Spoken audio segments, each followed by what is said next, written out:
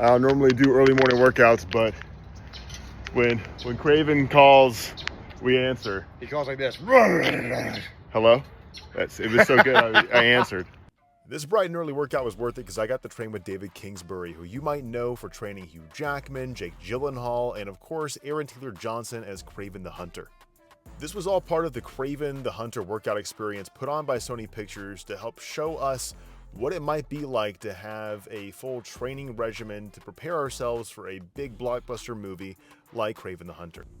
It was great. Aaron Taylor Johnson was there. David, of course, was there, along with some other wonderful people, and they helped inform us about what we were going to be doing today, which consisted of a crazy obstacle course, which was like 40 feet high up in the air, and some pretty intense weightlifting, and of course, we got to go and climb Kraven's abs. So the day started off with some stretches David led us through, and then we geared up. Now, listen, I'm not a professional rock climber, nor do I claim to be, and I also don't really do these outdoor obstacle courses too much, but, you know, I was down for it, and although it might be dangerous, I figured, heck, why not? It'll be fun.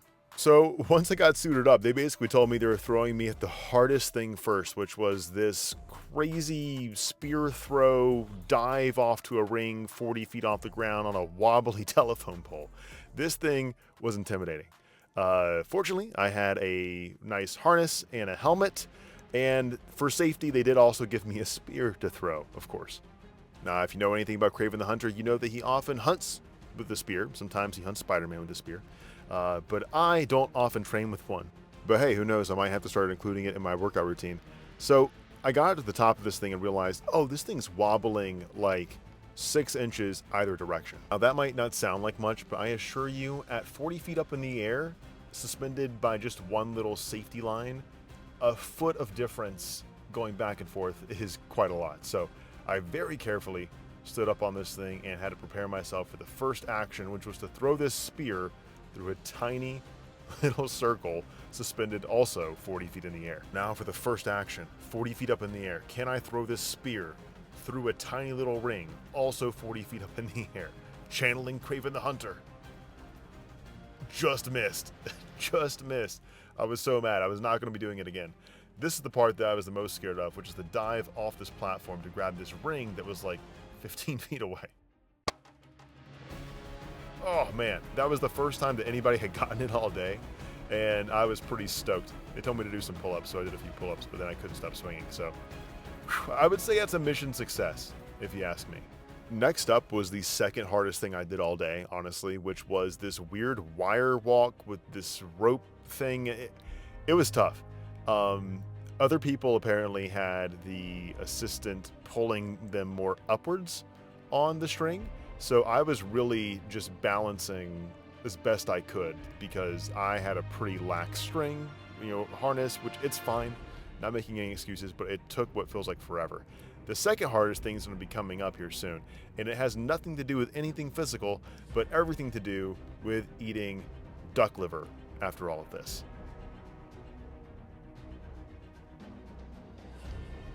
And this is where I get it stuck on my harness and realize that I have to go with my other hand and switch the rope around the harness. Guys, it was so wobbly. I know I look like a baby deer, but it was so wobbly. And now I'm only 6 feet tall. I'm not crazy tall with a massive wingspan, otherwise I'd be playing in the NFL. So this was a little bit tougher for me. Then finally, the last rope.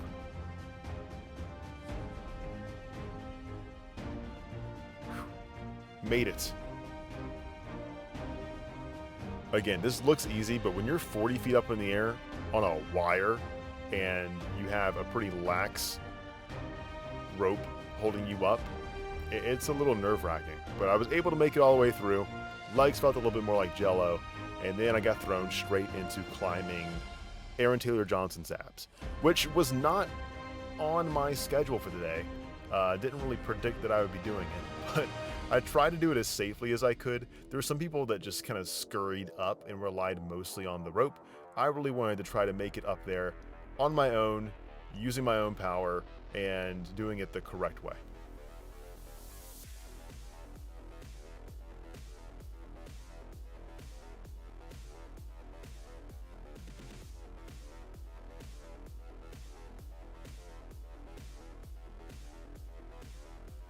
Again, I am not a professional rock climber, nor do I claim to be.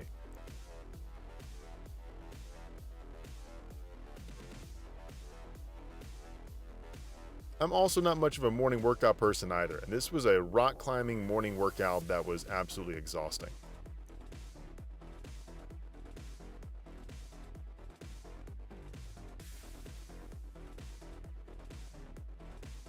After summiting his abs and pecs, we made it up to Aaron Taylor Johnson's face, where all I had to do was reach the cowbell at the top.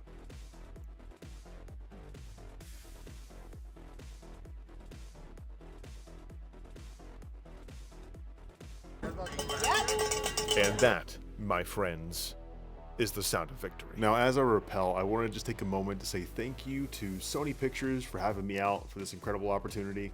It was a blast being able to work out with David and see Aaron and do all these incredible things. I had an awesome time. Now, what insanely intense workout would be complete without a gourmet meal halfway through? But fortunately, the team at Sony brought through Aaron Taylor Johnson's personal chef to cook some incredible steaks and talk to me all about nutrition, which I absolutely love, and show me his amazing concoction of duck liver pate. Yep, that's right, you heard me correctly, duck liver pate. Now here I was trying to look very excited to eat a spoonful of duck liver on a lentil after climbing up and down crazy walls and telephone poles, feeling nauseous as all get out. And you know what? Whether or not my acting career takes off, I think that this moment of just pure fear as I bite into this duck liver, which did taste great, but I can assure you it does not taste great.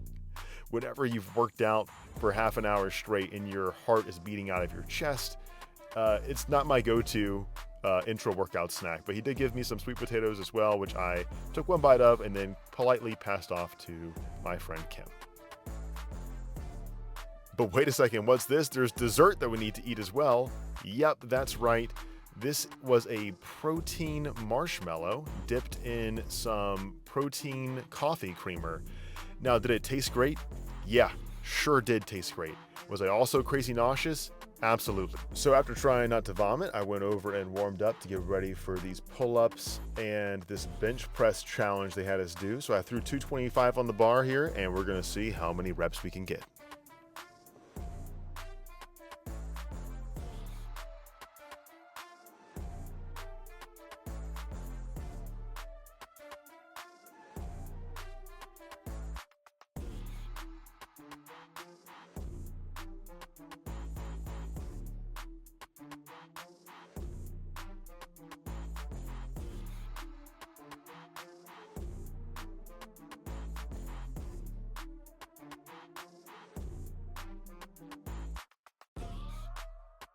Now, say what you will, but I feel like 18 reps after being pre-exhausted is pretty good. Jennings approves.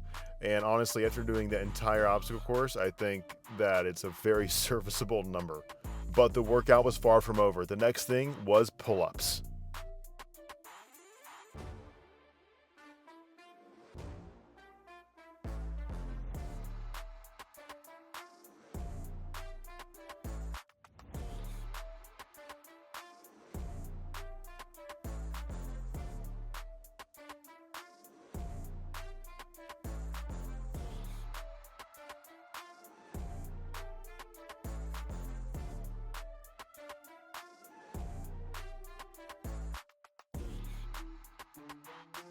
Now, just as I thought I was out of the woods, David came over and wanted to see my bench press himself. So I went back under the bar and did another set of bench.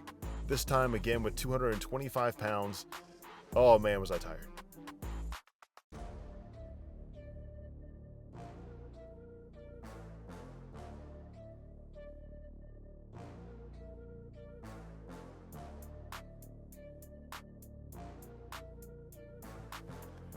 But you know what? It was all worth it for all the cheers and all the fun. 225 put up a couple times. Not a bad day at the office.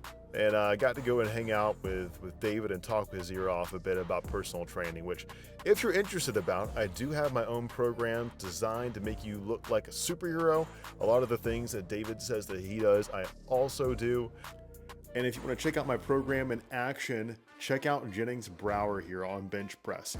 When he came to me, he was very strong on bench, but I think that he would agree that his bench has significantly improved using my training methods. Let's go ahead and check it out.